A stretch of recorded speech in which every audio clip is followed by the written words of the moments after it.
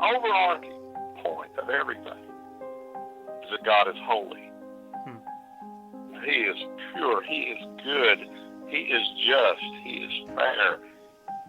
There is no evil within God. And it's because God is holy and not some evil dictator. That's why I want to be with him forever. And this introduces then, if we understand the holiness of God, then we understand the problem of sin. Sin separates us from God. When we look at this situation, we're separated from God by our sin. If I die in that situation, I'll be separated from him eternally. So what would be the price to be paid to satisfy God's justice in this regard? Well, what God said essentially is this: now that you understand my justice and the problem that sin has created, he said, I want you to understand that there's a price to be paid for sin. You know, just like if you go out and you get caught speeding, you're going to get a ticket, right? I assume they do that in Washington. Yes. And when you get that ticket, you know, that's kind of like spiritual death. You're separated from the system. You've got a problem on your hand. But what do you do when you get the speeding ticket? You look at it and you say, oh, here's what's it going to cost me to pay for this thing. There's a price on there. And so God has said, here's the price. Now that you understand what's happened here, you're separated from me, there's a price that needs to be paid for sin.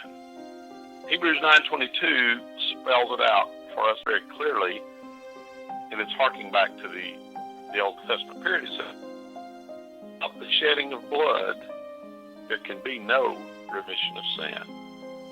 So there you have it, the justice, the judicial price for sin is death. Life must be given. And you would ask the question, well, who deserves to die for my sin? Well, I do. I'm the one that died. I'm the one that committed the sin. I'm the one that committed the offense. So death is the price for sin. Death is what must be paid. And so if we now step back and we look at God's justice, we now are introduced to the term of mercy or grace. How did God first teach us about that in the Old Testament? How did it, we understand about sinning and being separated from him, and death being the price of the sin, death being the price on the head of every sinner. How did God first demonstrate his mercy?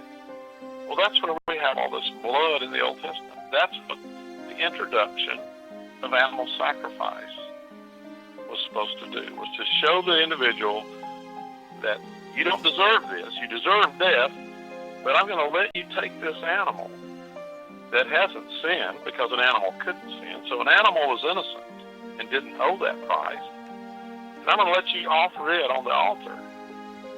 And the animal's death will represent your death. That animal's death will represent the price that you owe. That animal's death is going to pay the price for you. When that animal dies on the altar, it's as if you're dying on the altar. This is how God demonstrated his mercy and his grace. By his grace, he gave us a life we didn't deserve. Mercy is the flip side of that. He didn't give us the death that we deserved. And step back and look at it, that all the Old Testament was demonstrating and showing God's justice and mercy through the sacrificial system. We move, and then we see Christ in prophecy in books like Isaiah. The time comes where Christ is announced publicly for the first time by John.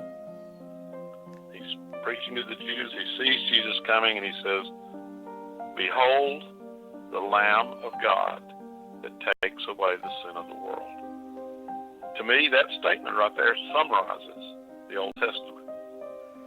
If you didn't understand all the stuff that had taken place through the Old Testament sacrificial system, then you wouldn't understand what he was saying when he says, "Behold, the Lamb of God that takes away the sin of the world."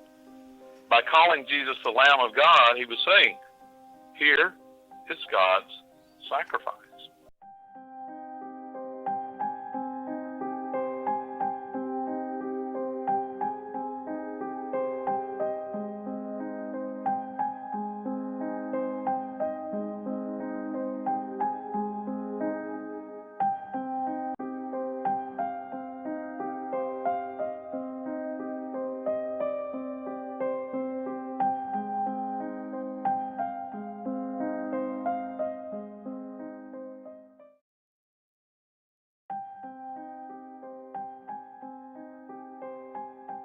over